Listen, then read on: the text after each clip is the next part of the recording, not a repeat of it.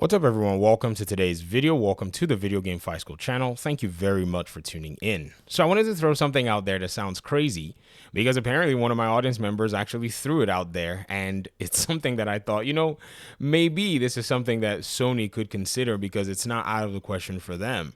For those of you who paid very close attention, it appeared that sometime one of the Spider-Man movies got leaked somewhere out there, and apparently Sony went ahead and just did an early release for it. I'm a little hazy on the details. Please correct me in the comment section if I'm basically throwing this stuff out of nowhere. But I think I clearly remember that scenario happening, or maybe I dreamt it somewhere. But even if I dreamt it somewhere, one of my audience members went ahead and talked a little bit surrounding this, issue of God of War and, Ragnarok and all of the leaks. And, they said, if Sony wanted, they could bring forward the digital release date by a week. This game doesn't need reviews to sell well on day one. Sony don't really care about leaks. They're about, they care about hype. And it seems that right now I said Gotham Knights, that Ragnarok is a game that is heavily, heavily anticipated. And there would be nothing wrong if they went ahead and said, you know what, forget about this. We're going to go ahead and do an early release of this game.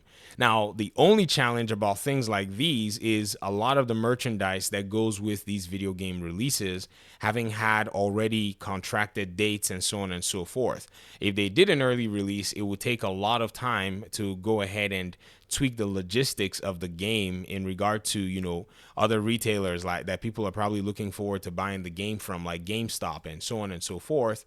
So I don't think that this is a reality that we're probably going to be seeing pretty soon. But there are so many story beats that have already made their way out there. And honestly, it's a little weird at this point in time that, we're seeing some of this stuff show up.